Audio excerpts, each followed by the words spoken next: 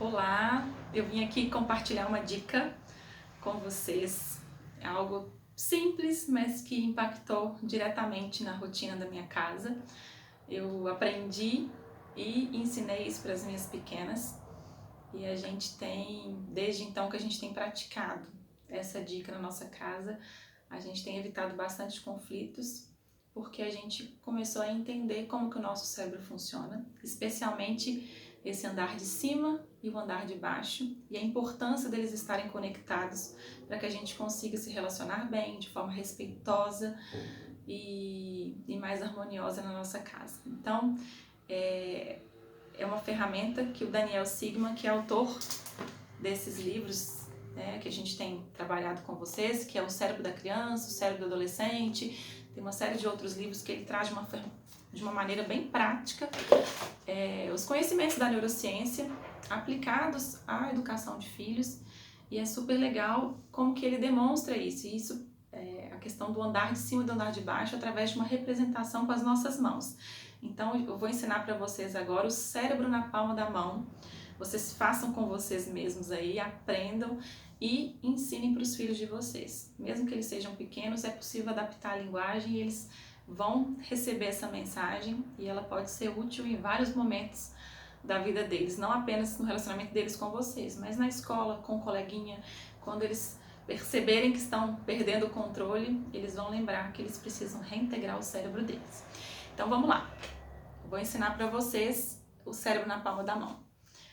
Aqui está o nosso cérebro e essa região aqui do nosso punho, ela representa a parte mais baixa, mais inferior do cérebro, que é o tronco cerebral, né? O tronco encefálico. O que o tronco encefálico ele é responsável? Ele é responsável pelas funções mais básicas, como involuntárias do nosso corpo, como a gente respirar, como piscar, e junto, agora dobrem o dedão de vocês para o centro da mão, junto com essa região aqui, ó, do mesencéfalo, que compreende a amígdala, né, e a região límbica. Essa região aqui ela é responsável pelo armazenamento inicial, né? As primeiras memórias de medo, de insegurança ficam armazenadas aqui, e junto com a região do tronco cerebral, eles nos ajudam nessas reações mais primitivas de sobrevivência, de luta ou de fuga. Quando a gente está sob uma situação de estresse, é essa região aqui do cérebro, do andar de baixo, que tá sob controle, né? Eles estão em ação e nos ajudam a lutar ou a fugir. Então, esse mecanismo ele tem uma importância porque nos preserva, né? Nos ajuda a sobreviver, mas no dia a dia, nos relacionamentos, nem sempre as respostas que esse andar de baixo nos dá são suficientes para a gente viver bem e de uma forma harmoniosa. E a gente conta então com esse andar de cima, que é um andar mais sofisticado, que é representado pelo nosso córtex, toda essa parte superior, o córtex cerebral, especialmente essa região aqui da frente, na ponta dos dedos, que representa esse córtex pré-frontal, que é a região que nos ajuda a tomar boas decisões, a planejar as nossas ações, a expressar as nossas emoções que vêm de uma forma intensa, mas de uma forma mais tranquila, né? A filtrar e a gerenciar todo esse turbilhão que vem de baixo para cima. Então é importante esse andar de cima estar em conexão, em contato com a região de baixo, porque essa região inferior também é importante e ajuda a região superior, porque quando a gente vai planejar algo, tomar uma decisão importante, a gente também precisa ouvir o nosso corpo, as nossas emoções. Então o andar de cima é importante para o andar de baixo e o de baixo é importante para o de cima, então eles precisam estar integrados. Quando o nosso cérebro está assim, né, o andar de cima é integrado com o andar de baixo, a gente funciona bem. Agora, o que acontece no dia a dia? A gente é submetido a situações de estresse e a gente acaba levantando a tampa, desconecta a região mais racional, mais sofisticada dessa região inferior. E aí, quando a nossa amígdala está no controle, a gente tem reações não muito agradáveis e que podem nos colocar em situações de conflitos, né? E não ser agradável, não ser benéfico nos nossos relacionamentos. Então, a gente precisa o quê? Ensinar os nossos filhos a perceberem quando que a tampa deles está levantando, né? Eu ensinei para Alice, filha, nosso cérebro, às vezes, a raiva, as emoções, elas são normal, e uma hora ou outra a gente explode, né? A gente levanta a tampa e a gente quer reagir, a gente quer lutar, ou então a gente quer fugir. Mas o que a gente precisa aprender? Quais são os sinais, né? O que eu posso perceber?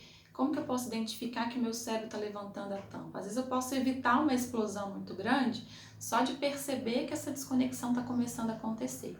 E aí quando eu percebo que eu estou desintegrando o meu cérebro, que ele está ficando desconectado a parte de cima com a de baixo, que eu estou começando a levantar a tampa, é hora de quê? É hora de conversar? É hora de falar alguma coisa? Não, é hora de me afastar, porque senão eu corro o risco de, né, levantar minha tampa e a outra pessoa que está ali, o que acontece? A gente tem uma outra estrutura no nosso cérebro que são os neurônios espelhos. Quando uma pessoa está surtada, a outra surta também. E esse mecanismo foi comprovado pela neurociência e a gente aprende especialmente pela imitação. Então, quando alguém está bocejando do nosso lado, a gente tem vontade de bocejar também. E quando alguém está surtado ou está estressado, isso acaba nos contaminando, né, nos contagiando e a gente fica estressado também. E duas pessoas com a tampa levantada, tentando resolver um problema, funciona, né? E aí não vai funcionar. Isso vai acabar em conflito, em discussão, em pessoas magoadas e chateadas porque eram dois cérebros do andar de baixo só funcionando. E a gente precisa conversar, a gente consegue resolver problemas e tomar boas decisões quando o nosso cérebro está bem integrado. Então, ensinar as crianças que quando elas perderem o controle, é hora de se afastar, de se acalmar, né? De ter um cantinho da calma na casa, de fazer uma pausa positiva para depois conversar e resolver os problemas. Quando eu ensinei isso para Alice, ela tinha cerca de 4 anos de idade e ela logo começou a praticar. E ela falava, mamãe, me dá um tempinho, meu cérebro está levantando. E ela começou a praticar essa ferramenta e foi muito legal, que a gente conseguia respeitar o tempo dela, a necessidade dela de se acalmar. E às vezes ela percebia quando a minha tampa também estava levantando. Ela, mamãe, a sua tampa está levantando, cuidado. Eu falei, nossa filha, obrigada, eu realmente preciso respirar. Eu me afastava um pouquinho e depois voltava a conversar.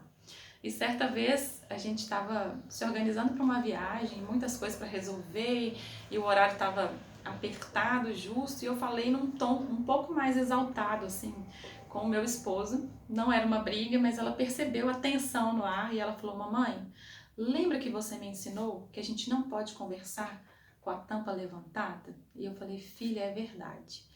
E ela pegou na minha mão e me levou para o quarto e ela falou, mamãe, vem cá. Aí eu fui junto com ela, ela falou assim, mamãe, você quer bater no travesseiro?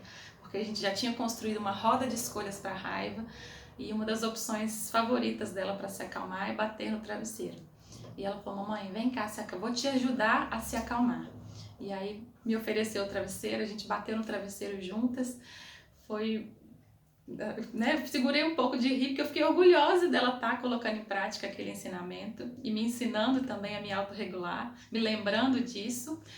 E aí, na hora que eu bati, a gente estava dando risada juntas já, e ela falou, mamãe, agora você pode conversar com o papai.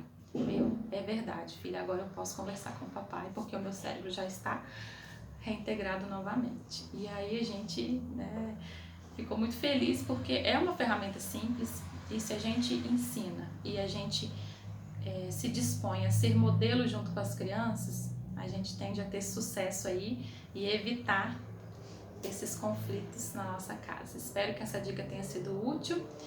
Depois eu vou compartilhar também essa teoria um pouquinho no PDF, né, das partes do cérebro, e vocês podem explicar isso de uma forma mais simples para a criança, tá? Eu me alonguei um pouco mais para vocês entenderem e aplicarem esse conteúdo que a gente compartilhou lá no dia 3, para a gente poder colocar em prática um pouquinho. Depois me contem como que vai ser na casa de vocês, ao compartilhar isso com seus filhos, com o marido. Espero que possa ser útil. É isso. Tchau, tchau.